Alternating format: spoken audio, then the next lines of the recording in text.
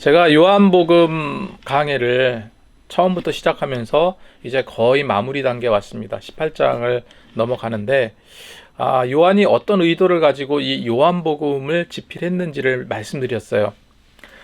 다시 한번 말씀드리면 예수님에 대한 가르침과 생애에 대한 기록이라는 사실은 이 공간복음과 다를 게 없습니다. 마태, 마가, 누가복음과 다를 게 없어요. 그런데 요한복음은요, 다른 복음서와는 좀 다른 그런 뚜렷한 주제의식을 갖고 있습니다. 어떤 겁니까? 요한복음은 예수님은 인성과 신성을 겸비하신 분인데 특별히 예수님의 신성에 초점을 맞췄다라고 말씀을 드렸어요. 요한복음이 그렇습니다. 그렇다 보니까 요한복음에서는 상대적으로 그 예수님의 인간적인 모습, 예수님의 인성, 다시 말해서 인자 예수로서의 그 면모는 굉장히 간략하게 축약되거나 또 많이 생략되어 있습니다. 여러분, 예수님의 순환과 십자가 사건, 부활의 내용도 마찬가지예요. 예수님의 십자가 사건을 떠올리면 여러분 어떤 생각이 먼저 드십니까? 예수님 많은 사람에게 조롱당하시고 구타당하시고 채찍에 맞으시고 이런 순환이 먼저 떠올라요. 하지만 요한복음에서는요, 예수님의 이런 순환의 내용이 거의 기록되어 있지 않습니다.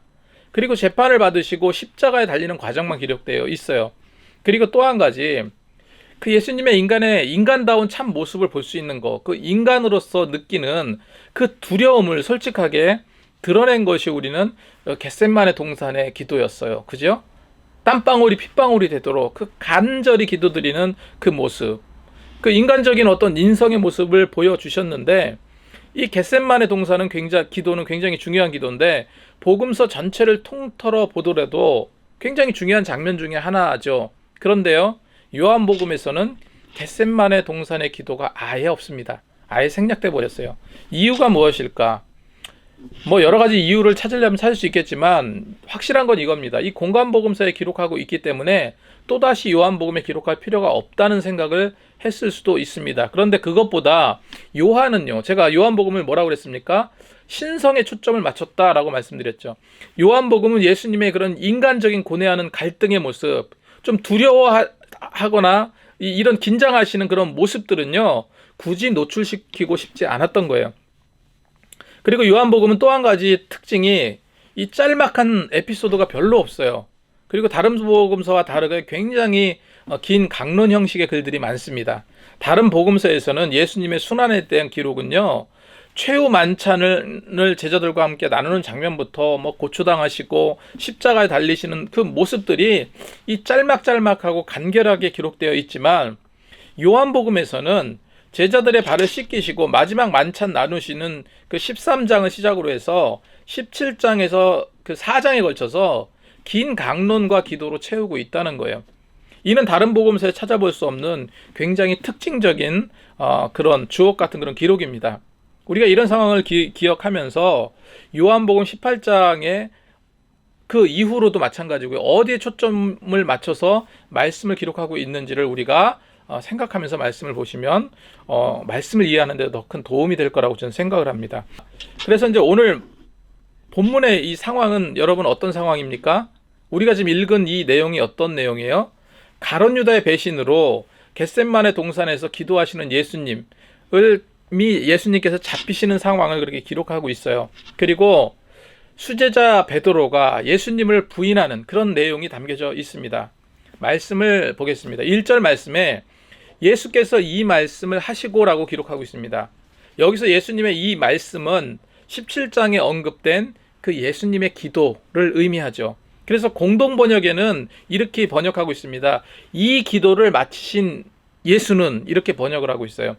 이게 더 옳을 수 있습니다. 그렇게 기도를 마치신 후에 1절에 제자들과 함께 기드론 시내 건너편으로 나가시니 그곳에 동산이 있는데 라고 기록하고 있죠. 여기서 말하는 동산은 구체적인 명칭은 여기 나와 있지 않습니다. 그런데 감람산에 있는 이 겟셋마네라는 그런 동산이라는 것을 우리가 알 수 있죠. 이곳에서 예수님은 땀방울이 핏방울이 될 정도로 정말 진을 빼는 그런 처절한 고뇌에 찬 기도를 드렸던 것입니다. 그래서 겟셋마네 동산에 대해서는 2절 말씀에 그곳은 가끔 예수께서 제자들과 모이는 곳이므로 예수를 파는 유다도 그곳을 알더라 했습니다. 그런데 누가복음은 조금 더 정확하게 기록하고 있어요. 이 부분을. 누가복음에는 어떻게 기록하고 있냐면 여기 요한복음에는 가끔 제자들과 함께 모이는 곳이다라고 기록했는데 누가복음에는 늘 하시던 대로 이렇게 찾으셨다 기록하고 있습니다. 그렇기 때문에 이 겟셋만의 동산은요, 그냥 가끔 들리는 그런 곳이 아니라 규칙적으로 습관적으로 제자들과 함께 기도했던 그런 기도 아지트였다는 거예요. 그랬기 때문에 당연히 가룟 유다도 매번 이 겟셋마네라는 곳에 와서 제자들과 예수님과 함께 기도를 드렸던 처소였던 거예요. 이곳 겟셋마네 동산으로 기도하러 오시기 전에 예수님은 제자들과 마지막 만찬을 하셨죠. 그때 유다는요, 그 마지막 만찬 자리에서 빠져나왔어요. 그리고 예수님을 밀고 하는 대가로 우리가 잘 아는 것처럼 은 30냥을 받고 대제사장과 바리새인과 로마 군대들을 몰고 이곳 겟셋마네 동산으로 옵니다. 왜 와요? 예수님을 체포하기 위해서. 3절 말씀에 유다가 군대와 대제사장들과 바리새인들에게서 얻은 아랫사람들을 데리고 등과 횃불과 무기를 가지고 그리로 오는지라 했습니다. 예수님과 제자들이 함께 늘 뜨겁게 기도했던 그곳, 그 아름다운 처소에, 그 아름다운 기도 처소에 가룟 유다는요, 이제 적이 된 거예요. 이제 적이 되어서 찾아왔던 거예요. 또 한 가지 기억할 게 있습니다. 뭐냐면 여기서 수많은 사람을 잡으러 온 게 아니거든요. 사실은 수많은 사람으로 잡으러 온 것이 아니라 예수님 한 분을 잡으러 온 거예요. 예수님 한 분. 근데 군대가 동원됐어요. 그죠?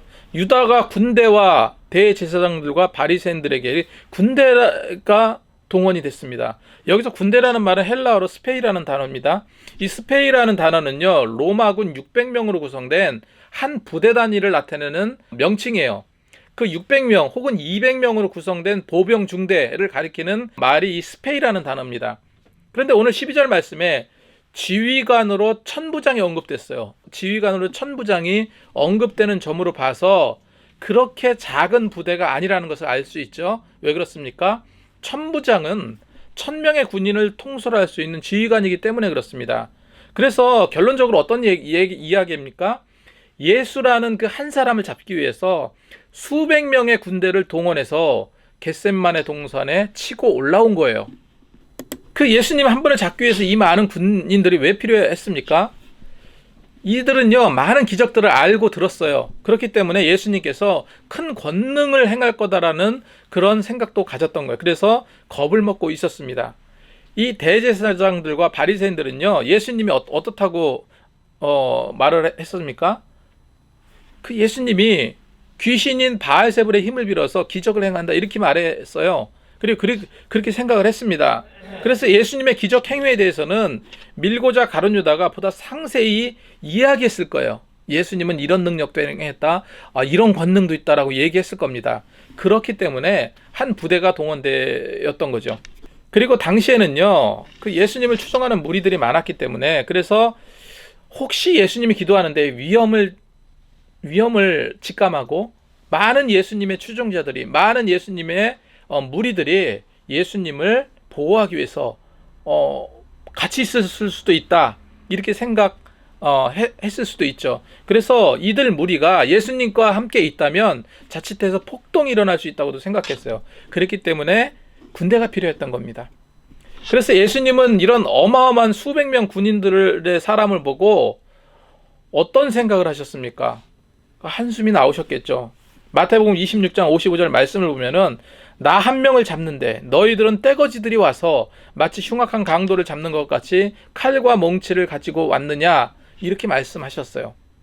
저는 이 예수님께서 이 잡히시는 과정과 베드로가 예수님을 부인하는 장면을 통해서 이 교훈을 우리가 어떤 교훈을 얻을 수 있을지 우리가 좀 살펴보기 원하는데요. 첫 번째로 예수님은요, 고난의 길을 알고 가셨어요. 고난의 길을 알고 가셨다는 겁니다. 우리가 고난의 길을 알았다면 어떻게 됩니까? 피하는 것이 맞아요. 죽음의 길이라면은 가지 말아야죠. 죽는데 그 길을 왜 가요? 그리고 우리에게 해가 되고 망하는 길이 되고 또 죽음의 길이 된다면 그 사실을 알게 되었다면요, 어느 누구라도 어떤 명분이 있더라도 그 길을 피하려 할 겁니다. 그런데 예수님은 그 고난의 길과 죽음의 길을 알고도 가셨다는 거예요. 사실 세상을 살다 보면은 내게 위험이 와도 큰 해가 되어도 반드시 그 길을 가야만 하는 그런 때가 있기도 합니다. 우리 부모님들을 한번 생각해 보세요. 이 상업적인 논리로 본다면 세상에서 정말 가장 바보들이잖아요. 이 시대 모든 어머니, 아버지들이 그런 상업적인 논리로 계산할 수 없어요. 자녀가 먹일래 그냥 공짜로 먹여주잖아요. 공짜로 먹여주고 입혀주고 더 좋은 곳으로 해주려고 안간힘을 씁니다. 남는 건 아무것도 없어요. 사실 자식이 자라서 베풀고 그 돈을 벌어서 준다고 해도 뭐 용돈 정도 조금 주겠죠. 그러면 다행이죠. 자녀들을 다 키우고 나이 들어 속 썩이는 자녀들 때문에 마음 편치 않는 부모들도 많습니다. 그런데 왜 부모들이 그렇게 무모하게 자식을 위해서 투자합니까? 부모이기 때문에 그래요. 부모가 가야 될 길이기 때문에 그렇습니다. 자식을 사랑하기 때문에 그래요. 내 자식을 너무나도 사랑하기 때문에 그 돈이 많이 들어가도 그깟 돈이 돼버리는 거예요. 이처럼 우리 삶의 여정 속에서 손해나는 일이 있어도 가야 될 길은 분명히 있습니다. 3차 전도여행을 마치고 바울이요, 극심한 기근으로 어려움을 처한 그 예루살렘 교회를 올라가려고 했습니다. 그런데 가지 말아야 될 곳이었어요. 왜 그렇습니까? 가면은 많은 예언자들이 그렇게 얘기했어요. 예루살렘에 올라가면 체포당할 것이다, 결박당할 것이다, 죽게 될 것이다, 이런 예언을 하면서 바울을 붙잡았어요. 환난을 당할 것이다, 고통을 당할 것이다. 바울 선생님, 도저히 거기에 가시면 안 됩니다. 이미 적들로 꽉 차 있습니다. 죽이려는 자들이 금식 기도해 가면서 당신을 잡으려고 안간힘을 쓰고 있습니다. 올라가면 안 됩니다. 그런데 가지 말아야 될 곳입니까? 그곳이? 아니었어요. 바울은 그래서 이렇게 말합니다. 사도행전 20장 24절이죠. 내가 달려갈 길과 주 예수께 받은 사명 곧 하나님의 은혜의 복음을 증언하는 일을 마치려 하면은 나의 생명도 조금도 귀한 것으로 여기지 아니하노라. 이런 고백을 하면서 처벅처벅 어디로 올라갑니까? 예루살렘으로 올라가요. 결국은 결박당했죠. 체포당했습니다. 올라가자마자 바울은 예언자들의 예언과 같이 체포당했어요. 바울이 그런 사실을 몰랐습니까? 알고 있었어요. 하지만 알면서도 올라간 겁니다. 비록 어렵고 힘든 그런 가시밭길이지만 바울은 가야 할 사명을 갖고 있었기 때문에 걸어갔던 겁니다. 마찬가지로 오늘 이 본문의 예수님도 그 고난의 길, 고통의 길, 정말로 힘든 길을 아셨어요. 4절 말씀에 이렇게 기록하고 있죠. 예수께서 그 당할 일을 다 아시고 그랬습니다.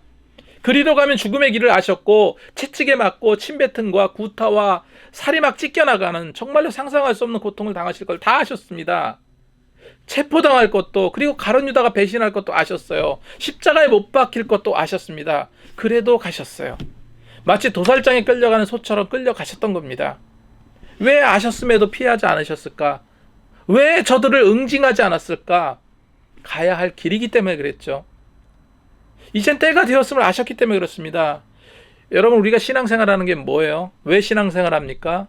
이 고통의 길이잖아요. 어렵고 힘든 길이잖아요. 많은 사람들이 손가락질하고 욕합니다. 주님이 가신 길이기 때문에 우리도 가는 거예요. 그 전에 예수님 많은 제자들을 피해 다니셨죠. 요한복음 10장에 보면은 예수님께서 솔로몬 행각 주변을 거니실 때 유대인들이 돌로 막 치려고 했어요. 그때는 아직 때가 아니었죠.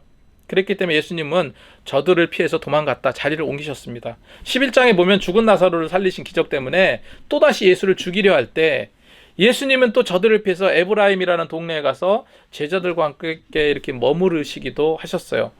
이처럼 예수님은 어떤 위기의 순간에 저들과 대항하지 않으시고요, 피하신 적이 많습니다. 그렇게 하셨어요, 그때는. 하지만 지금 하나님의 구속사역을 이루실 때가 왔기 때문에 결코 피하시지 않으셨던 거예요. 어둠을 뚫고 수많은 자들이 막 횃불을 들고 예수님을 잡으러 몰려 들어왔을 때 예수님은 피하지 않으셨다는 거예요. 그리고 예수님은 저들 틈 사이에 있는 가룟 유다를 바라보셨습니다. 예수님 앞에 서 있어야 될 유다가 어디 편에 서 있습니까? 반대편에 서 있어요. 반대편 적대자들과 함께 서 있음을 예수님은 바라보셨어요. 마음이 얼마나 아프셨을까요? 모든 고난을 아시고 걸어가신 예수님, 여러분, 그래서 이 시대를 사는 우리들에게 필요한 것은요, 그 십자가의 길 피하지 말아야 돼요. 가야 됩니다.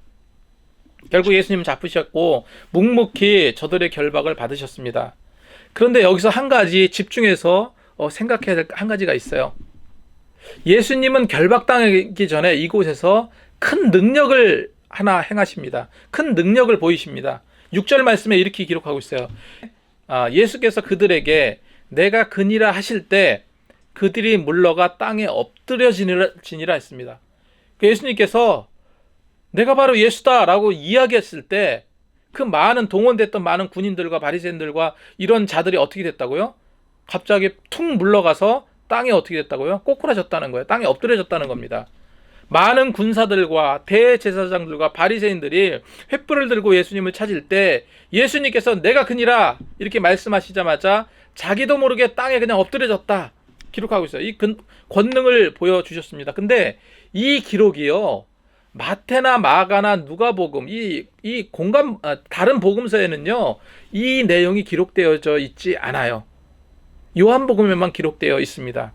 아까 말씀드렸듯이 요한복음은 어떤 부분을 특징을 많이 보였다고요? 신적 권능을 드러내는 데 초점을 맞췄다 말씀드렸죠. 그래서 이런 권능의 내용이 기록되어져 있습니다. 그래서 예수님은 당신 스스로 대단한 능력이 있지만 내가 그냥 잡혀준다 이게 아니에요. 예수님께서 그렇게 신적 권능을 보인 이유는 제자들을 보호하기 위함이었어요. 스승이 잡혀가는 그곳에 당연히 11명의 제자들이 있었습니다. 이들도 한 패당이라 여겼기 때문에 당연히 그들은요 제자들도 체포하려고 했습니다. 그런데 예수님께서 그렇게 말하자 일시적으로 땅에 꼬꾸라지는 그런 기적을 보았던 거예요. 그러면서 8절에 이렇게 기록하고 있습니다. 이 사람들이, 제자들이죠, 이 사람들이 가는 것을 용납하라.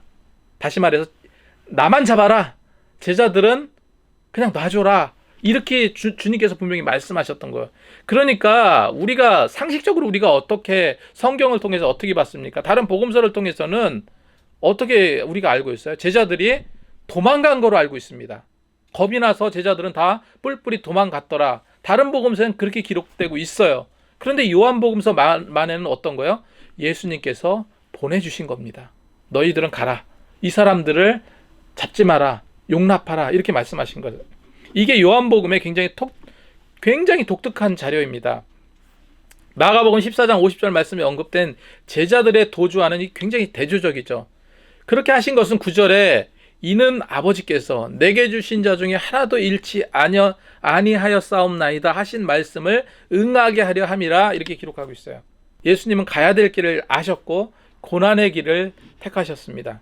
적어도 믿는 자라면, 예수님의 사람이라면요, 어떤 상황이 오더라도 결단코 이 길을 포기해서는 안 됩니다. 십자가의 길을요 우린 비껴나서는 안 돼요. 당신의 십자가를 지고 당신을 쫓으라는 말씀대로 묵묵히 주님의 십자가를 메고 예수님이 가신 그 길로 우리는 갈 수 있어야 돼요. 이 길은 예수님께서 아셨듯이 다 그냥 알고 가는 거예요. 우리도 때론 고난의 길이고 핍박이 올 수 있고 어려움이 올 수밖에 없는 그 좁은 길이지만 성경은 절대 그 좁은 길을 비껴가라고 말씀하시지 않았어요. 피해가라고 말씀하시지 않았습니다. 오히려 어떻게 말합니까? 좁은 길로 가라라고 했어요. 좁은 길로 가라라고 성경은 기록하고 있습니다. 절대로 비껴가지 마시기 바랍니다. 그래서 우리 기쁨의 교회가 더 든든한 반석에 서게 할 힘은요, 그냥 가야 될 길을 가는 거예요. 해야 될 일을 하는 겁니다. 이걸 기억하고 우리가 주님의 길을 따라가는 귀한 성도님들이 다 되시기 바랍니다. 두 번째로, 믿음이 사라지면요 두려움이 다가와요. 한번 따라하겠습니다. 믿음이 사라지면 두려움이 찾아온다. 여러분, 사랑을 한번 생각해 보세요. 사랑을 하게 되면, 진정한 사랑을 하는 거, 그러니까 사랑을 사랑되게 만드는 것이 무엇일까요? 믿음입니다. 사랑을 묶어두는 것이 믿음이에요. 그래서 중요한 그 사랑을 유지시켜주는 건 믿음이에요. 남녀 간의 사랑을 할 때 서로 신뢰, 믿음이 없다면 사랑이 될 수가 없는 겁니다. 사랑도 믿음이라는 울타리 안에 있어야지만 사랑이 되는 거예요. 자유로울 수 있는 겁니다. 믿음 안에서 사랑은 아름다울 수 있는 것이고, 믿음에 있어서 비로소 서로에게 기쁨과 소망을 주게 되죠. 우리 신앙도 똑같습니다. 이 믿음이라는 것이 사라지면 하나님과의 관계가 벌어질 수밖에 없어요. 결국 믿음이 사라진다면 그 믿음이 사라지는 그 빈자리를 누가 채우냐면요, 이 두려움이 채우게 돼요. 두려움으로 채워지게 됩니다. 이 겟셋만의 동산에서 베드로와 제자들은 예수님께서 그 무기력하게 잡히시는 모습을 보고 참을 수가 없었어요. 그래서 베드로는 어떡합니까? 칼을 가지고 대제사장의 종을 쳐서 오른편 귀를 베어버립니다. 10절 말씀에 이에 시몬 베드로가 칼을 가졌는데 그것을 빼어서 대제사장의 종을 쳐서 오른편 귀를 베어버리니 그 종의 이름을 말고더라. 여러분, 이 말씀이 굉장히 의미가 있는 말씀이에요. 이 말씀 보세요. 이 말씀에서 이 좋지 않은 내용이에요. 사실 굉장한 폭력을 행사한 거죠. 귀를 잘라버렸으니까 이거보다 더 큰 폭력이 어디 있습니까? 이때 베드로라는 이름이 나왔어요. 그죠? 그리고 그 피해자 이름도 나왔어요. 말고라는 종의 이름도 나왔어요. 제가 좀 이따 말씀드리겠는데, 베드로가 이 용감무쌍에서 그런 행동을 했을까? 이곳에 로마인이 수백 명이 무장한 채 있는데 예수님과 제자들 주변을 둘러싸고 있는 이런 상황입니다. 그런 상황에서 어떻게 대제사장의 종 오른편 귀를 칼로 베어버릴 수가 있을까? 속된 말로요, 지금 베드로가 죽으려고 환장한 겁니까? 아니면 정말로 베드로가 그만큼 용기가 있었을까요? 아니었습니다. 오히려 우리가 보아왔듯이 베드로는 겁쟁이였어요. 그런데 어떻게 베드로는 그렇게 용감무쌍해졌습니까? 이거는요, 그 안에 누가 있기 때문이에요? 예수님께서 계셨기 때문이에요.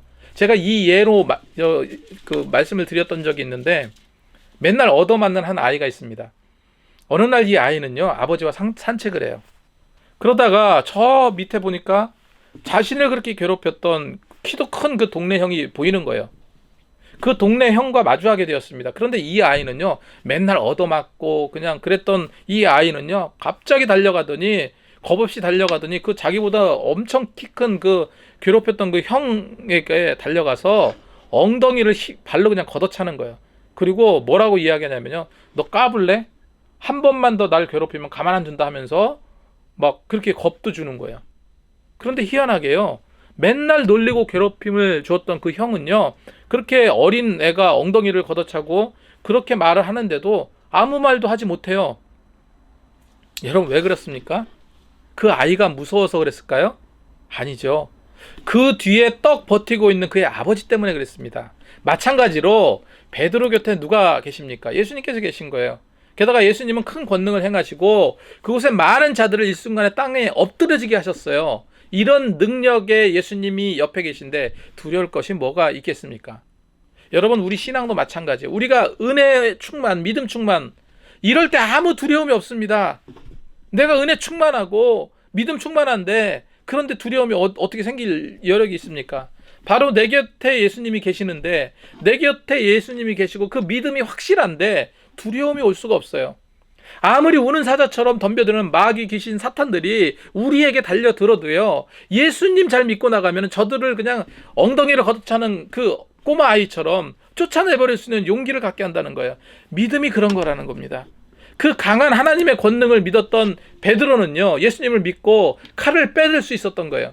그렇게 놀라운 점이 그 10절 말씀 다시 한번 읽어드리면, 시몬 베드로가 칼을 가졌는데 그것을 빼어 대제사장 종을 쳐서 오른편 귀를 베어버리니 그 종의 이름은 말고다. 제가 아까 이랬습니다.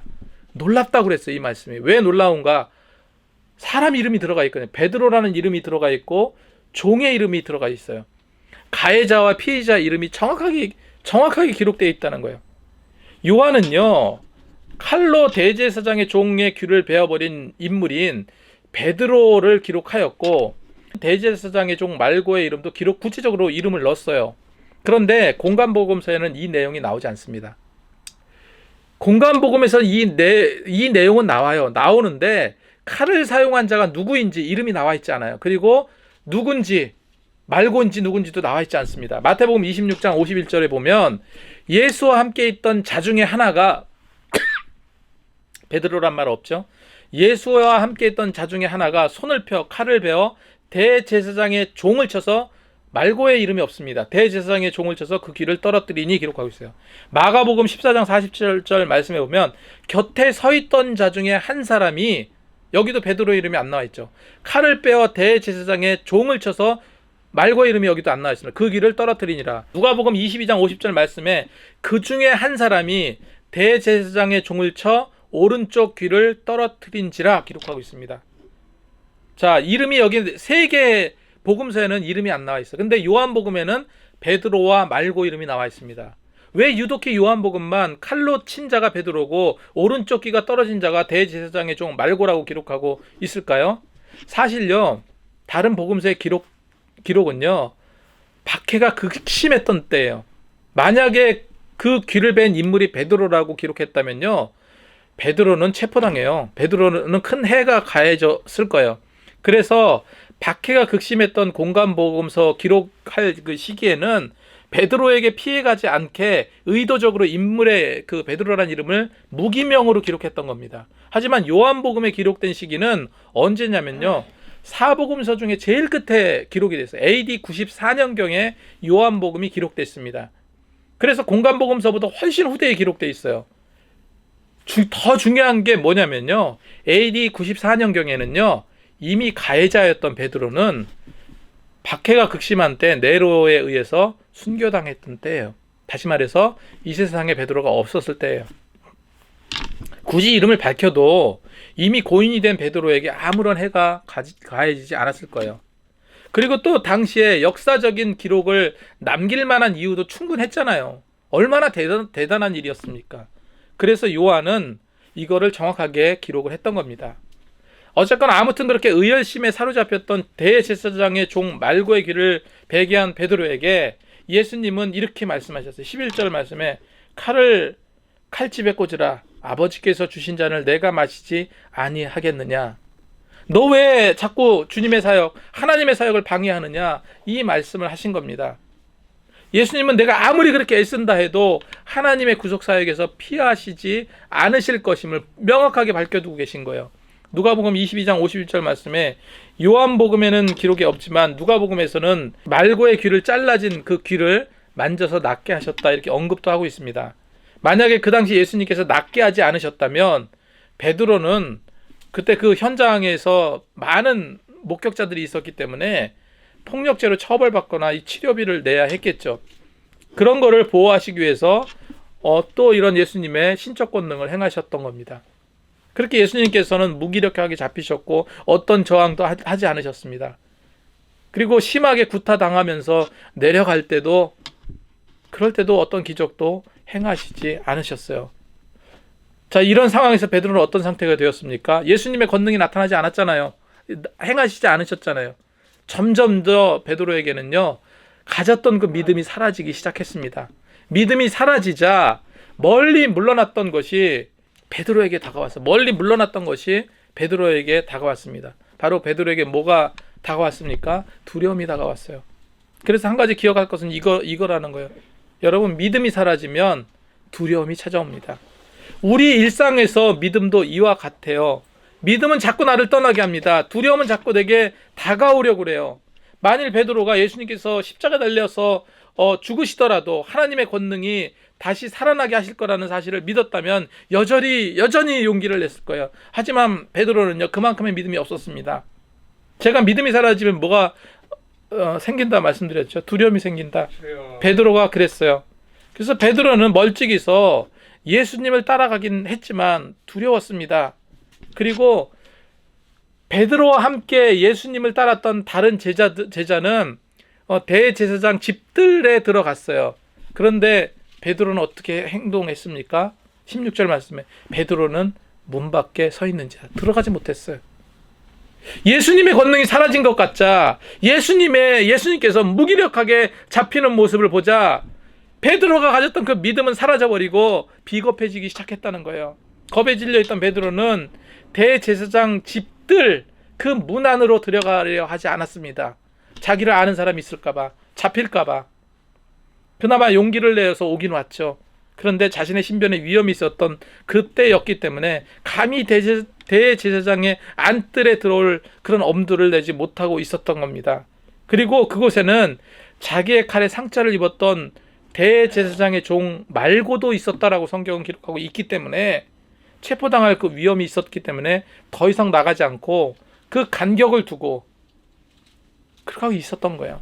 제가 예전에 이런 설교를 많이 했으니까요. 그 간격에 대해서 굉장히 감동이 왔어요. 예수님과 베드로와 그때 그 어려운 상황에 그 간격, 멀찍이서 예수님을 따랐던 그 간격. 여러분, 대부분의 사람들이요, 대부분의 이 세상을 살아가는 많은 사람들이 사실은 너무나도 예수님과 그런 간격을 두고 그렇게 따라가요. 자기에게 해가 되지 않을 간격. 그거를 극복해야 됩니다. 그러지 않고는요, 믿음의 길, 십자가의 길로 나아갈 수 없어요. 정말로 우리가 처음 예수를 믿었을 때는 안 그랬잖아요. 처음에 첫사랑을 가졌을 때는 그러지 않았습니다. 그리고 정말로 그 변명만 하잖아요. 그 17절 말씀을 문지기는 여종이 베드로에게 말하되 너도 이 사람 중에 제자 중에 하나가 아니냐 하니 그가 말하되 나는 아니라. 이렇게 예수님을 모른다고 부인까지 하는 것을 3번씩이나 부인하는 사실을 우리가 성경을 통해서 보게 됩니다. 27절 말씀에 이에 베드로하고 또 부인하니 곧 닭이 울더라. 여러분, 사실 우리 삶 속에서 베드로처럼 예수님을 모른다, 나와 상관없다 이렇게 부인하고 사는 사람이 굉장히 많죠. 이러지 말자는 거예요. 간격을 좁히라는 거예요. 나는 정말 예수님을 믿노라 당당히 선포하면서 복음을 전할 수 있어야 됩니다. 제가 예전에 가수 박진영이 성경 공부한 세미나를 한다고 많은 사람들을 모아놓고 이렇게 비밀리에 저기잖아요. 어쨌건 박진영은 대단한 사람이니까 비밀리에 이렇게 성경 공부를 하는데 거기에 많은 탤런트들도 있었어요. 그 중에 한류 스타 배용준도 있었습니다. 그죠? 배용준도 몰래 도찰한 것이 폭로돼 가지고 굉장히 이슈를 탔는데 그곳에 배용준도 있었어요. 그리고 많은 연예인들이 있었습니다. 그런데 행사가 다 끝나니까 배용준이요, 의자도 날르고 청소도 하고 이런 장면 나왔어요. 대스타잖아요. 그렇게 정말로 대스타였던 그가 막 그렇게 허드렛 일 같은 것도 하더라는 거예요. 이게 정말로 하나님의 어떤 그 능력이 아니면 이렇게 할 수 없죠. 여러분, 우리가 이런 사실을 기억하면서 베드로처럼 두려워하지 말고 정말로 세상에 당당해지셨으면 좋겠습니다. 믿음이 사라지면 두려움이 찾아오지만 믿음을 더욱더 확고히 붙잡아 가면 하나님께서 우리를 승리의 길로 이끌어 주시고 우리 삶 가운데 기쁨과 평안과 소망이 늘 가득 차게 될 거예요. 두려움이 자리할 수 없도록 이 믿음을 지키시면서 늘 믿음으로 승리하시는 저와 여러분이 되시기 바랍니다. 기도하겠습니다.